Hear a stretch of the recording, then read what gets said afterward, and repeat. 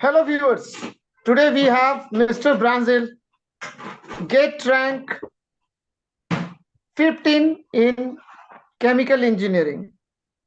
जी हाँ, GATE 2024 के rank 15 mister Brazil. Brazil name सुन करके आप थोड़ा सा कंफ्यूज मत होइएगा, अभी बहुत जल्द मैं आपको उनसे इंट्रोड्यूस करा रहा हूँ। Mr. Brazil, many hmm, congratulations for such a tremendous performance in GATE 2024.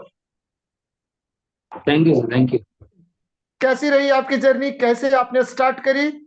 आप हमारे व्यूअर्स को और जो भी स्टूडेंट्स जो देख रहे हैं, जो नेक्स्ट ईयर के लिए गेट या next to next year plan कर रहे हैं, ब्राजील आपके हम्म, सामने as a role model, as a success student हमारे स्क्रीन पे। ब्राजील बताएं अपनी सक्सेस जर्नी को और अपने बारे में थोड़ा सा बताएं। ठीक है सर। भाई, गेट जब मैंने शुरू किया, जब 2021 हम लोग पास आउट हुए थे, तब उस समय कोरोना वगैरह का काफी इफेक्ट था, तो उससे हम लोगों के प्लेसमेंट भी इफेक्ट हुए थे। तो तब से फिर मैंने गेट का तैयारी चालू की थी। और फिर सब्सिक्वेंटली मेरा ये फोर्थ अटेम्प्ट था गेट का, तो उसमें मेरे को इतनी रैंक, ये 15 रैंक मिली है। तो उसके लिए तो मेन मैं यही कहना चाहूंगा कि आप पढ़ते रहिए, कोशिश करते रहिए।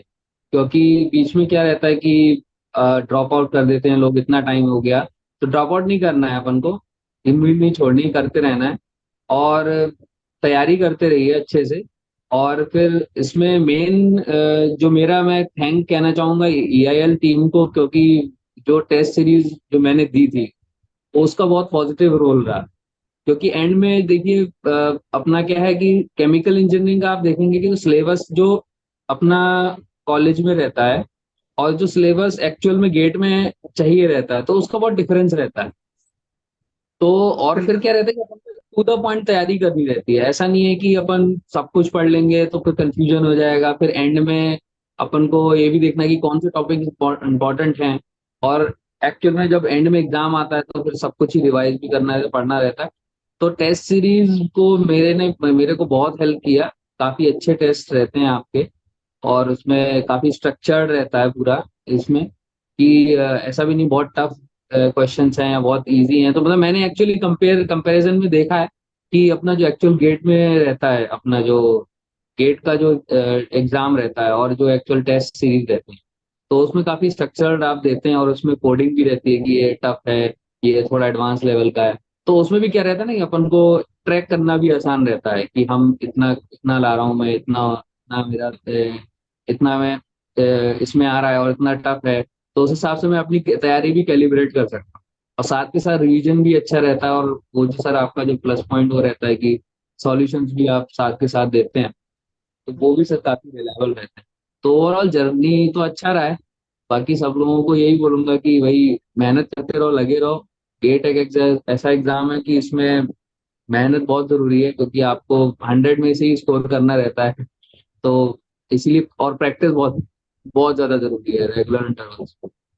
बाकी all the best to Brazil all of. Brazil बहुत से ऐसे स्टूडेंट होते हैं हम्म, जो फर्स्ट अटेम्प्ट देते हैं या सेकंड अटेम्प्ट देते हैं, hmm, due to any date factor, चाहे वो परफॉर्म नहीं कर पाए या कहीं ना यस अपने यस। प्रिपरेशन के वो उस रिदम में वो अपने आप को नहीं फिट कर पाते हैं।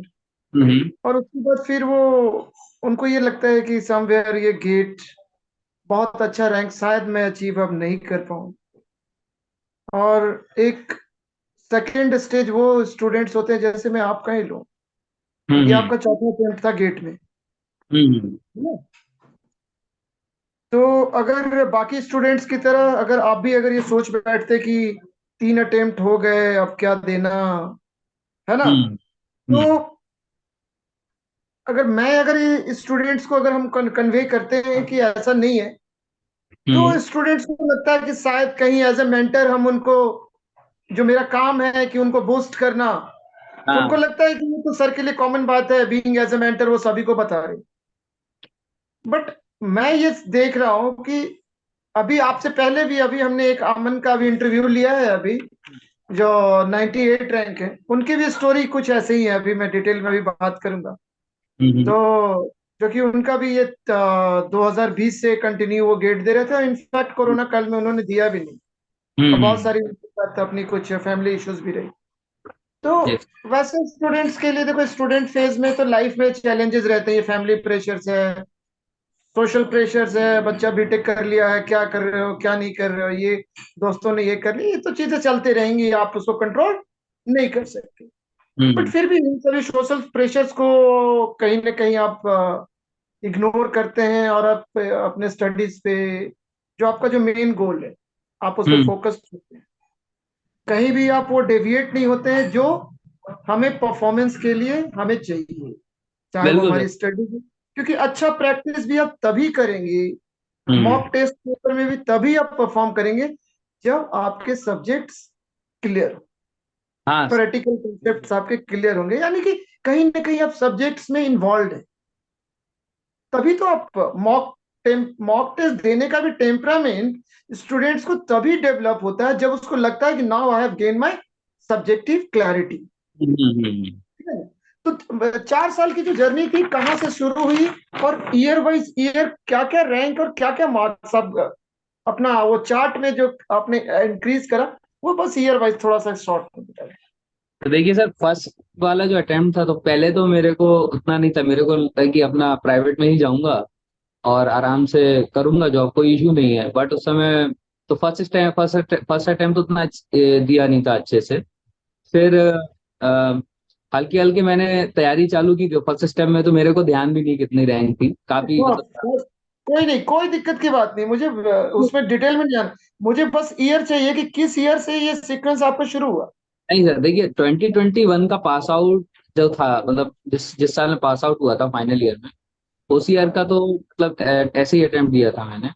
फिर बाद में 2022 में मेरा रैंक आप उसका भी अच्छा नहीं गया था, क्योंकि साथ के साथ हम लोग इधर कंपनी में भी जॉब भी लग गई थी मेरी फाइनल ईयर में। तो हाँ हाँ। उस साथ फिर तैयारी भी वही वहाँ दो दो साल या लटक गए थे अपने। तो अच्छा। तैयारी कर नहीं पाए थे, क्योंकि उस समय क्या रहता है ना सर, जैसे आप बता रहे थे अभी कि क्या रहता है कि अपना प्रेशर भी रहता है, प्लस क्या रहता है कि इतनी सारी अपने पास अपॉर्चुनिटीज रहती है ना, तो वो गोल जो रहता है ना, उससे कभी कभी डेविएट हो जाते हैं। तो उससे क्या हुआ कि फिर जो थर्ड अटेम्प्ट था सर, वो सीरियस होके दिया था मैंने, अपना 2023 वाला। तो उसमें मेरी पिछले साल आपकी 380 के आसपास रैंक थी। और तो वही तो तभी से ही सर क्या रहता है कि फिर उस वहीं से ही सिलसिला चालू था। मतलब मेरे को ये चीज अच्छी लगी कि मेरे को 2 साल लगे, मतलब एक तरीके से मैंने रियलाइज किया कि जब 2023 दिया मैंने, तो 2 से 3 साल लगे मेरे को पढ़ाई करने। तो उसमें क्या है कि अगर अपने पास नोट्स वगैरह रहे, लेक्चर्स वगैरह रहे ना, तो अच्छे से तैयारी कर पाए। बट मैंने सेल्फ बिल्कुल। स्टडी की थी, तो मेरे को थोड़ा काफी टाइम लग गया था। हम्म। फिर उसके बाद 2023 का दिया था। फिर वो तो रहता ही सर, ऐसे अपन रहते हैं कि वैकेंसीज आती रहती है बीच बीच में आपका। और फिर बीच बीच में एग्जाम्स, गेट के अलावा भी पीएसयू के एग्जाम्स होते हैं। तो मेरे को तो पीएसयू में जाना था, तो पीएसयू के एग्जाम्स रहते हैं, तो उसमें अपना उसकी तैयारी करते करते फिर गेट 2024 आ गया था। तो वही अच्छा। पढ़ते रहे वहाँ, कंटिन्यू सर पढ़ाई चलती रही। और फिर एंड में टेस्ट सीरीज वगैरह दी थी, तो उससे कॉन्फिडेंस बिल्डअप हो गया, बाद में सर दे दिया। बाकी। अच्छा, जैसे अभी आप 4 साल से लगभग गेट के प्रिपरेशंस में आप इन्वॉल्व हैं, हम्म। तो आपने लास्ट 20 या 22 ईयर्स के आपने एक पेपर का एक पैटर्न आप देखते आ रहे हैं, जिसको हाँ। कि mostly serious aspirant previous year questions को अटेम्प्ट करते हैं, सॉल्व करते हैं, हाँ। मल्टीपल टाइम प्रैक्टिस में जाते हैं। हम्म। तो इस साल का जब आपने पेपर, जब फर्स्ट टाइम जब आप एग्जामिनेशन हॉल में, आपके सामने स्क्रीन पे विंडो खुला, गेट 2024 का पेपर, हम्म। और जब वन बाय वन जब एक स्टूडेंट जब इस क्वेश्चंस को मूव करता है, हम्म। तो आपने जब क्वेश्चंस को जैसे सफल करना स्क्रीन पे आपने जब शुरू किया, हम्म। तो उसमें क्वेश्चन को अटेम्प्ट करने के जो फेज में, क्योंकि आपके दिमाग में प्रीवियस 22 ईयर्स के पेपर्स थे, हम्म। उसका पैटर्न था, और इस साल का पेपर जैसे स्क्रीन पे मेरे को दिखा, क्वेश्चन नंबर 1 2 3 4 5 6, अब टेक्निकल में ये, तो क्या डिफरेंसेस फील हुए, और खास करके क्या अप्रोच आपने रखा इस पेपर को अटेम्प्ट करने की। जैसे मेरा, मैं बताता हूँ देखिए अप्रोच क्या था कि मैं तो प्रीवियस ईयर का था, लेकिन प्रीवियस ईयर में भी सर ऐसा था ना, जब 22 का पेपर कठिन आया था, तो ट्वेंटी हाँ। थ्री बिल्कुल सरल आया था। तो मैंने अप्रोच तो नहीं रखी थी, मेन फोकस तो मैंने ये रखा था कि तैयारी करके जाऊं और जो टेस्ट सीरीज होती है उसमें अच्छे मार्क्स करने की कोशिश करूं, स्कोर करने की कोशिश करूं।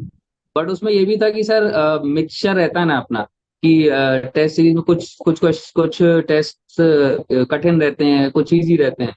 तो वो सर उसका एक्सपीरियंस थोड़ा काम आया, क्योंकि एक्चुअल में जब पेपर देने बैठे थे अपन, तो उसमें जो डिफिकल्ट क्वेश्चंस थे, इस बार थोड़ा पेपर भी डिफिकल्ट था, लेंथी था। तो जो डिफिकल्ट क्वेश्चन थे वो शुरू में थे। तो कभी कभी क्या होता है ना सर, कि अपन डिफिकल्ट क्वेश्चन देखकर और फिर माइंड डिस्टर्ब हो जाता है, फिर आगे कंटिन्यू, तो वो सर हेल्प किया उसमें। क्योंकि टेस्ट सीरीज में भी कई बार ऐसा था कि मेरा छूट जाते थे, क्वेश्चंस रह जाते थे, थोड़े टफ क्वेश्चन रहते थे, टाइम टेकिंग थे। तो उससे काफी हेल्प मिला फिर बाद में। देखो टेस्ट सीरीज में जैसे नॉर्मली एक यूजर होता है जो कि जिसे सिर्फ ये चाहिए कि बस हम्म। कहीं से भी हमें एक टेस्ट सीरीज ले लेनी है और एग्जाम से पहले मुझे लगा लेनी है। हम्म। और बहुत सारे टेस्ट पैकेज ऐसे मार्केट में अवेलेबल हैं। हाँ। तो मैं एज ए इंडिविजुअल मैं समझता हूँ, because we are into industry and we are running this test portal since 2007 के आसपास से हम चला रहे हैं।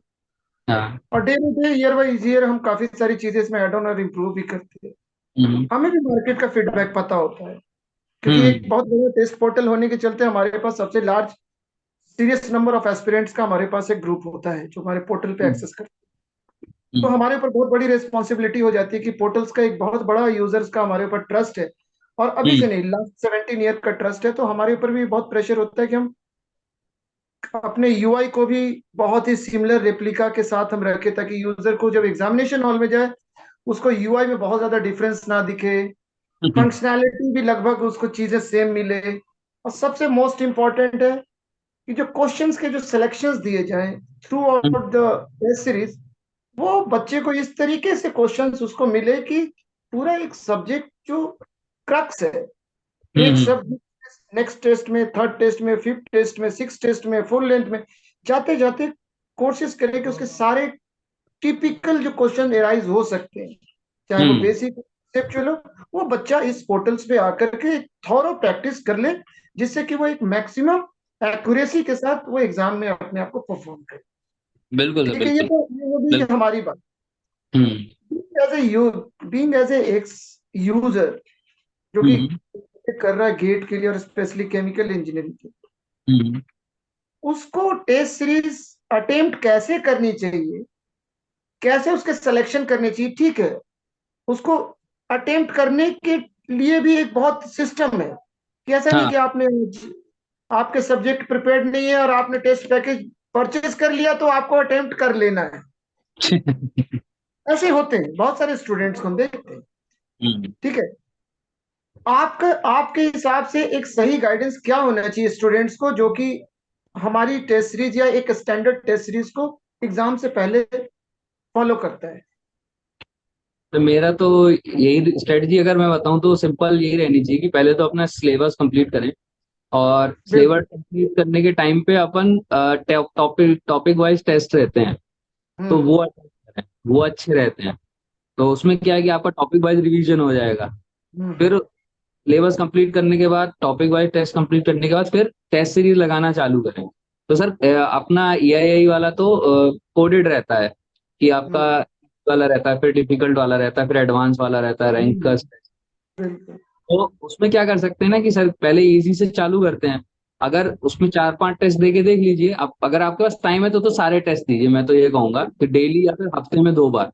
क्योंकि सर हम्म। अगर पहले से प्रिपरेशन कर रहा है, मेरा तो क्या था सर कि जॉब था, तो जॉब के साथ करना था, तो मेरे को उतना टाइम नहीं मिलता था। बट अगर टाइम है आपके पास तो पहले से टेस्ट देना चालू कर दीजिए। जो भी उसमें ग्रुप जो बने हुए हैं उस हिसाब से अपना टेस्ट दीजिए।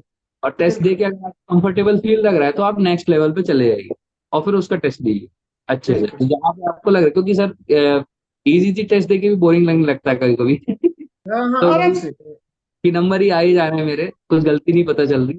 तो उसमें क्या है ना कि वही टेस्ट देकर आगे बढ़ जाना है। क्योंकि बाद में सर अच्छे अच्छे टेस्ट हैं उसमें, 15-20 टेस्ट तो सर अलग ही लेवल के थे, बहुत अच्छे थे। तो वो लेकिन उससे पहले तैयारी अच्छे से करनी है, मतलब एक एक बिल्कुल। लेवल करके, O पे फिर R पे, एडवांस लेवल पे बाद में जाइए। और जो 15 15 टेस्ट शायद रहते हैं आपके, वो रैंकर्स वाले और जो ऑल इंडिया वाले, वो हाँ, एंड में दीजिए थोड़ा, एग्जाम से पहले। तो वो उसमें उसे सर, लेकिन उसमें बहुत जरूरी है कि बीच बीच में टेस्ट देने के बाद अपनी गलती एनालाइज करना और बिल्कुल रिवीजन बिल्कुल। करना। वो सर, वो और सर उनका पैटर्न तो जैसा एग्जाम रहता है वैसा ही रहता है, मतलब फील तो वही रहेगा। फील वही रहेगी। हम्म। और इस बार के नए टेस्ट पैकेज में हम कुछ और एडिशनल नए टेस्ट पेपर्स के साथ आ रहे हैं। और हम्म। एक हमारा जो फुल लेंथ इस बार मॉक टेस्ट पेपर आने वाला है, उसकी खासियत ये है, हम्म। लास्ट 3 ईयर के रैंक 1 और रैंक 2 अच्छा। और इस करंट ईयर के हम्म। टॉप 20 के 4 to 5 स्टूडेंट, हम्म। ये सभी मिल करके वो सिंगल पेपर पे एक डिजाइन दे रहे हैं। हाँ, अच्छा है, वो तो अच्छा रहेगा।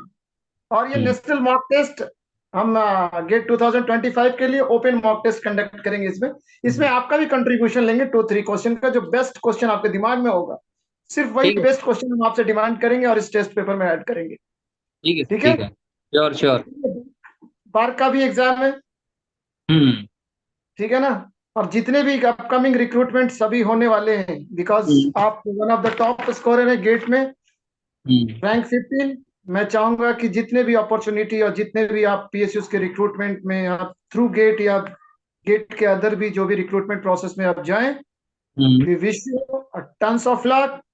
हर एक पीएसयू में, हर किसी में आपको सक्सेस ग्रैब करनी है, और एक लंबी लिस्ट अब आपके आपके लिए होनी चाहिए। You don't have to bothered about a single recruitment.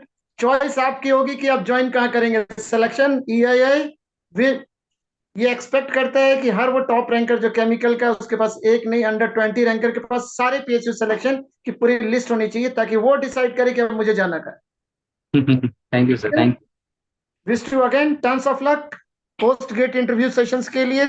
जो भी इंटरव्यू अभी सेशन अभी हमारे चलेंगे, कहीं यू। पे भी, सिर्फ आपको ही नहीं, जो भी स्टूडेंट्स अगर टेक्निकली केमिकल के सब्जेक्ट में किसी को भी पोस्ट गेट इंटरव्यू गाइडेंस में कहीं पे कोई भी अगर क्वेरीज है, हम्म। उसको हियर एंड देयर उसको सर्च करने की जरूरत नहीं है। I will give you, my team will give you 1-to-1 guidance. अगर आप नहीं भी आ सकते हैं, डिस्टेंस पे भी हैं, हम आपको 1-to-1 गाइडेंस करेंगे। जो भी क्वेरीज है, if it is technical, you are open to ask your queries. ठीक है। बहुत अच्छा लगा ब्रांजिल आपसे बात कर करके। और मैं सर। चाहूंगा कि ब्रांजिल वंस अगेन, हमारी पूरी टीम, जितने भी ईआईआई के एलुमनीज है, और जो भी एक सीरियस केमिकल एस्पिरेंट्स है, जो कि ये फ्यूचर्स के लिए जो प्लान कर रहे हो कि मुझे एक अच्छा अटेम्प्ट देना है, मैं चाहूंगा कि ब्रांजिल की बात पे आप उनको फॉलो करें। और जैसे ही इन्होंने अपनी एक डेडिकेशंस दिखाई है, उसी डेडिकेशंस के साथ आप भी लगिए।